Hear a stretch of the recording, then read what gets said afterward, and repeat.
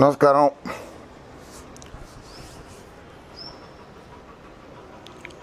Good Friday చాలా మంచి రోజు. జగన్మోహన్ రెడ్డి గారు ప్రతి శుక్రవారం కోర్టుకి వెళ్తారు కదా, శాసనసభలో కావచ్చు, బయట కావచ్చు. శుక్రవారం జగన్మోహన్ రెడ్డి శుక్రవారం ఇప్పుడు జగన్మోహన్ రెడ్డి గారే కాదు, అచ్చెన్నాయుడు గారికి వర్తిస్తుంది.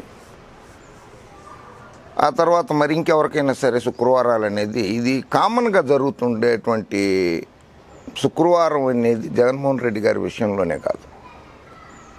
శుక్ర, శని, ఆదివారాలు, శనివారం ఆదివారం కోర్టులకు సెలవులు ఉంటే శుక్రవారం పూట అరెస్ట్ చేసి రిమాండ్ చేస్తే శనివారం ఆదివారం కోర్టుకి వెళ్ళి బెయిల్ తెచ్చుకోకుండా ఉండేందుకు ఒక అవకాశం ఉంటుంది. కనీసం ఒక వ్యక్తిని 2 రోజులన్నా మనం జైల్లో పెట్టగలిగాము అనేటువంటి ఆత్మతృప్తి, ఆనందము పోలీస్ వ్యవస్థకిను, అతను అరెస్టు చేయించినటువంటి పదవుల్లో ఉన్నటువంటి వారికి ఆత్మతృప్తి, ఆనందం కలుగుతుంది అన్నమాట. అందుకని శుక్రవారం పూట అరెస్టులు ఎక్కువ జరుగుతూ ఉంటాయి. శుక్రవారానికి అదొక ప్రత్యేకత ఉంది. శనివారం ఆదివారం కోర్టులకు హాలిడేలు ఉంటాయి కనుక, సెలవులు ఉంటాయి, బెయిల్ పిటిషన్ వేసుకుంటానికి ఉండదు కనుక. అంతేగాని శుక్రవారం నాడు అరెస్ట్ చేసి జగన్మోహన్ రెడ్డి గారి ఇష్యూ చేసేసారని చెప్పి దాన్ని అనవసరంగా ప్రచారం చేశారు. చట్టం గురించి చాలామందికి తెలియదు కనుక ఆ రకంగా ప్రచారం చేశారు. రెండోది,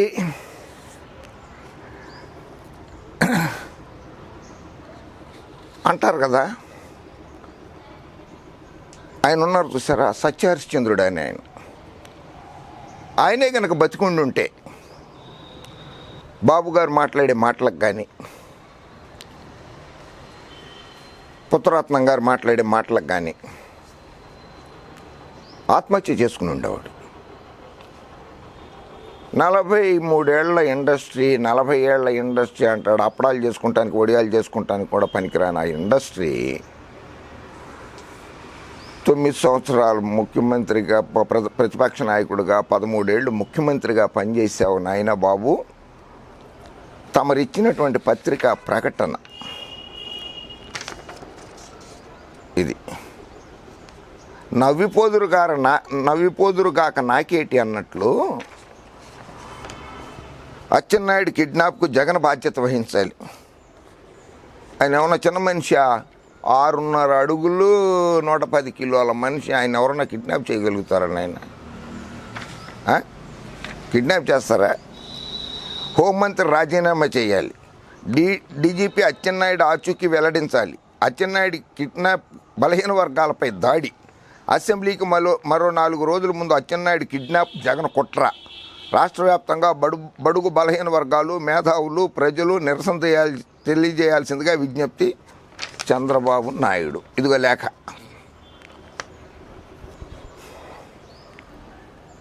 కిడ్నాప్కి, అరెస్ట్కి కూడా అర్థం తెలియదా బాబు గారు?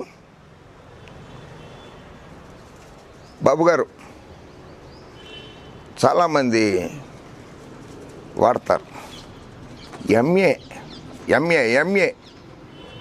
కిడ్నాప్. ఇంగ్లీష్లో కిడ్నాప్ అంటే అర్థం తెలుసా బాబు గారు? అపహరణ అంటున్నావు కదా, తప్పు. కిడ్నాప్ అంటే అపహరణ కాదు.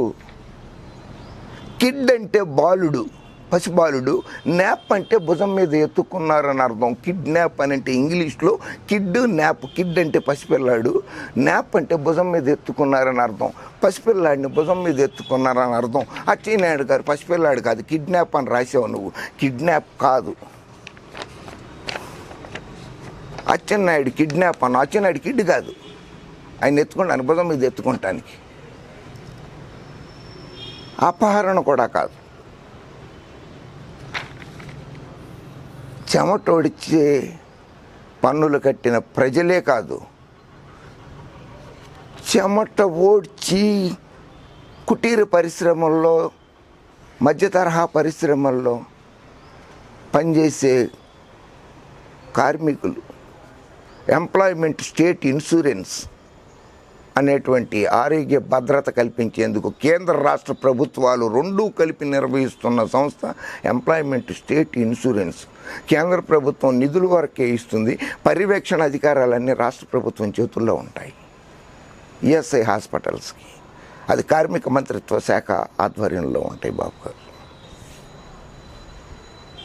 అందులో 988 కోట్ల 77 లక్షల రూపాయల వైద్య పరికరాలు, మందుల కొనుగోళ్లలో భారీ అవినీతి జరిగింది. తమరు ముఖ్యమంత్రిగా ఉండగానే తమరికి తెలియకుండా జరిగి ఉంటుందనేటువంటిది లేదు. కేరళ అచ్చెన్నాయుడు గారు చాలా మంచి మనిషి. అచ్చెన్నాయుడు గారు నాకు వ్యక్తిగతంగా తెలుసు, చాలా మంచి మనిషి.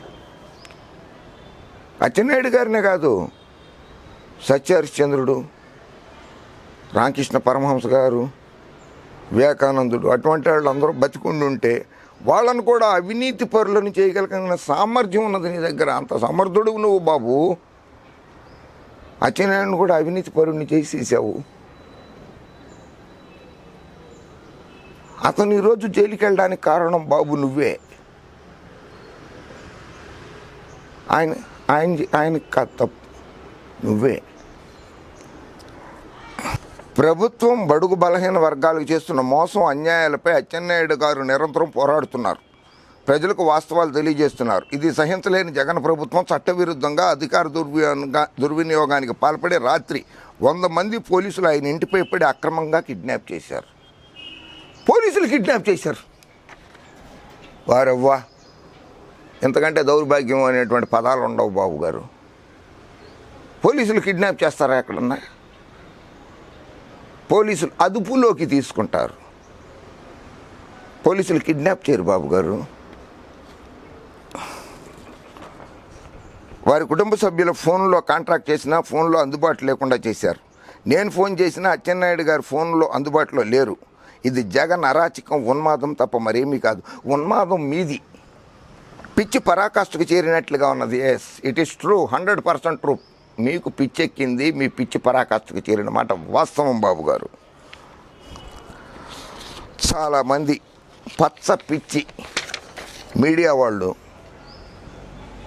చాలా డిస్కషన్స్ పెట్టేస్తున్నారు. ఎవరికి ఏం చెప్పలేదు, ఎవరికి తెలియజేయనివ్వలేదు అనే విషయాల్ని ప్రజల్లోకి బలంగా తీసుకెళ్తున్నారు. ఎవరెవరితోటో డిస్కషన్స్ పెట్టేస్తున్నారు టీవీలలో. ఉదయం 7:15 అచ్చెన్నాయుడు గారిని శ్రీకాకుళం జిల్లా నిమ్మాడలో ఆయన స్వగృహంలోనే పోలీసులు అదుపులోకి తీసుకున్నారు, అరెస్టు చేశారు. ఇదిగో అరెస్ట్ ఇంటిమేషన్ లెటర్. పచ్చపిచ్చి మీడియా మీరు కూడా చూడండి. బాబు గారు చెప్పారు కదా అని కిడ్నాప్ చేసేసారు, పోలీసులు కిడ్నాప్ చేసేసారనే పదాలు వాడుతున్నారు మీరు కూడా. ఇదిగో arrest intimation, crime number 04/CIO-ACB/2020 under sections 13(1)(C)(D) read with 13(2) of PC Act 1988, 13(1), 13(G) read with 13(2) of PC Amendment Act 2018, sections 408, 420 బాబు గారు. 420 అంటే చీటింగ్. 420 రీడ్ విత్ 120B అంటే 10 మందితోటో 15 మందితోటో కలిసి అక్రమాలకు పాల్పడ్డారు, మోసం చేశారు, దగా చేశారనే read with Indian penal code section ఇది. ఈ సెక్షన్స్ ప్రకారంగా ముద్దాయిగా ఉన్న Shri Kinjarapu Atchannaidu, son of late Dalinaidu, 50 సంవత్సరముల వయస్సు, నిమ్మాడ గ్రామం, రెసిడెంట్ ఆఫ్ నిమ్మాడ గ్రామం, కోటబొమ్మాళి మండలం, శ్రీకాకుళం జిల్లా అనువానిని, విజయవాడ ACB CI డిఎస్పీ గారైన శ్రీ TSRK ప్రసాద్ అని వారు 12/6/2020 ఉదయం 7:20 నిమ్మాడ గ్రామం వద్దు పై కేసులతో అరెస్టు చేసినట్లుగా వారి అన్నయ్య గారైన మీకు తగు సమాచారం నిమిత్తం తెలియజేయడమైనది. Deputy superintendent of police, anti corruption bureau, CIO, Andhra Pradesh. వాళ్ళ అన్నయ్య గారు ఇక్కడ సంతకం పెట్టారు. చూడండి, రిసీవ్డ్ అన్న కాపీ మీద సంతకం పెట్టారు. ఎవరికీ తెలియదు అంటారు, కిడ్నాప్ అంటారు. బాబుగారు, ఇది పచ్చపిచ్చి గొట్టాలారా. ఇక చూడండి, వాళ్ళ అన్నయ్య గారు సంతకం పెట్టాడు రిసీవ్డ్ అని. 7:20 అరెస్ట్ చేస్తే 7:30 వాళ్ళ అన్నయ్య గారికి రిపోర్ట్ ఇచ్చారు. ఏమంటారండి దీన్ని? అరెస్ట్ ఇంటిమేషన్ అని అంటారు దీన్ని. కిడ్నాప్ అంటావా బాబు?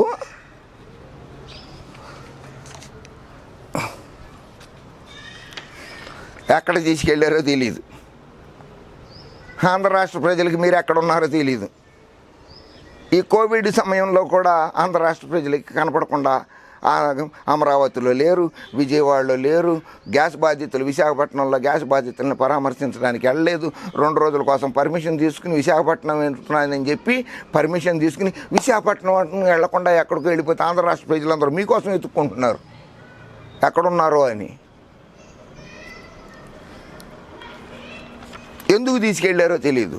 ముందస్తులు నోటీసులు ఇవ్వలేదు. ఓహో, ముందస్తుగా ఏమండి మీరు చాలా దొంగతనం చేశారు, మోసం చేశారు, మిమ్మల్ని అరెస్ట్ చేయడానికి వస్తున్నాము, మీరు అక్కడ ఉండండి అంటే ఉంటారా?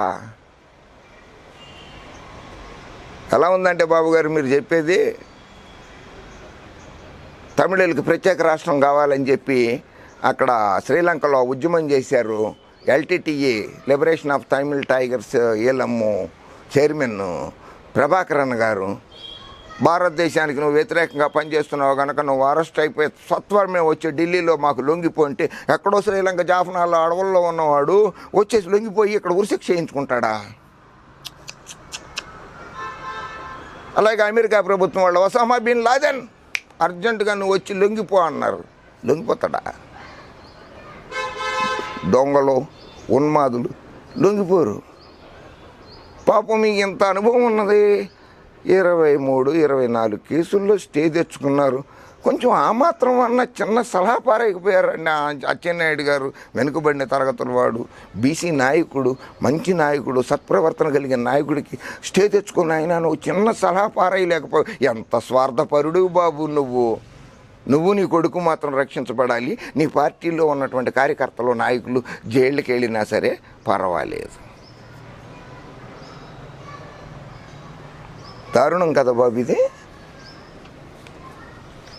ఒకడు పోతే 100 మంది నాయకులను తయారు చేస్తా.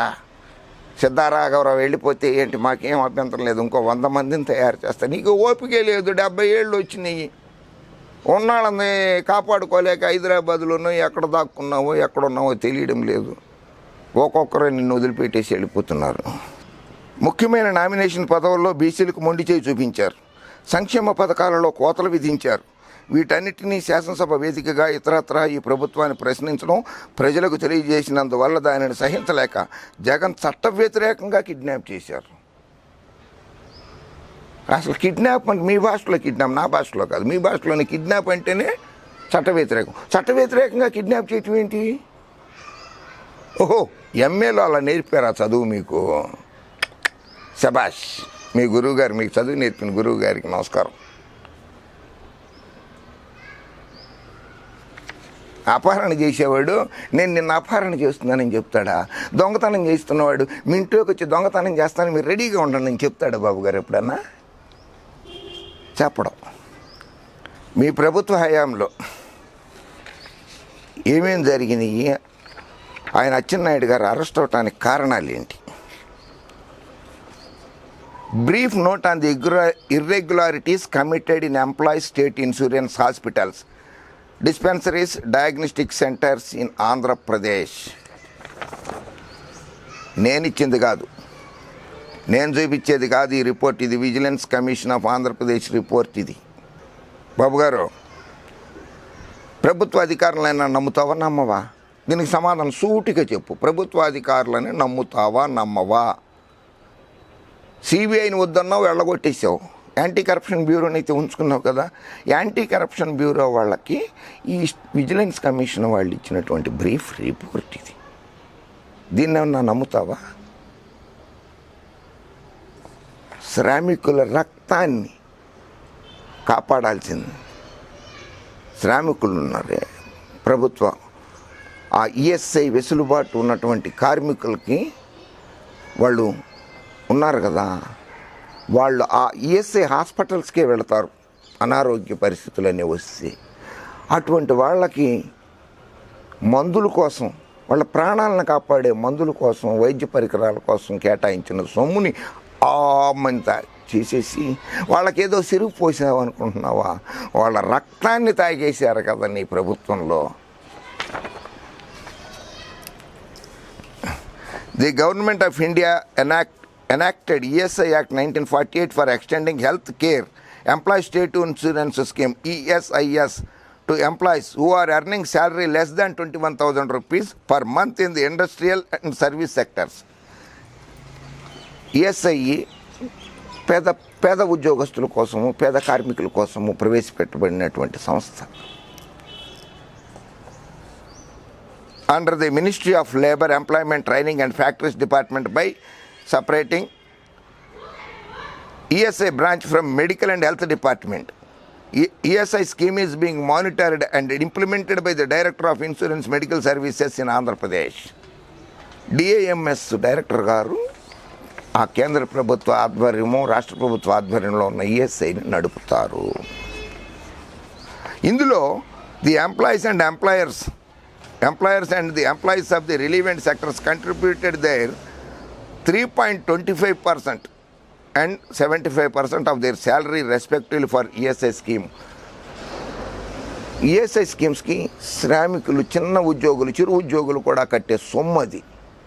అటువంటి సొమ్ముని ఇంత దారుణంగా అవినీతి కుంభకోణాల కోసం వాడుకుంటే పోలీసులు అరెస్ట్ చేస్తే అరెస్టు అప్రజాస్వామ్యము, కిడ్నాప్ అని అంటావా బాబు? తప్పు బాబు.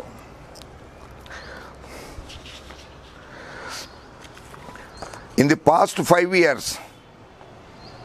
Dr. B. Ravi Kumar, Dr. C.K. Ramesh Kumar and Dr. G. Vijay Kumar worked as directors of IMS, and they all together issued purchase orders for procurement of drugs, medical equipment, surgical items, lab kits and furniture worth 975.79 crores, 975,79,00,000 రూపాయలకి మందులు కొనుగోళ్లు. Violating procedures and guide lines issued by the government of Andhra Pradesh. Government of Andhra Pradesh issue చేసినటువంటి guide lines అన్నింటినీ పక్కన పెట్టి తోసిరాజని 975,79,00,000 రూపాయల మందులు, వైద్య పరికరాలను కొనుగోలు చేశారని GOMS number 51 dated 9/4/2012 of LET and F department, labour and employment training and factories department వాళ్ళు ఇచ్చినటువంటి జీవో ప్రకారంగా ఉన్నటువంటి ద్వారా నిధులు కేటాయించడంలో 975,79,00,000 రూపాయల్లో అవినీతి జరిగిందని చెప్పి విజిలెన్స్ రిపోర్ట్ ఇది.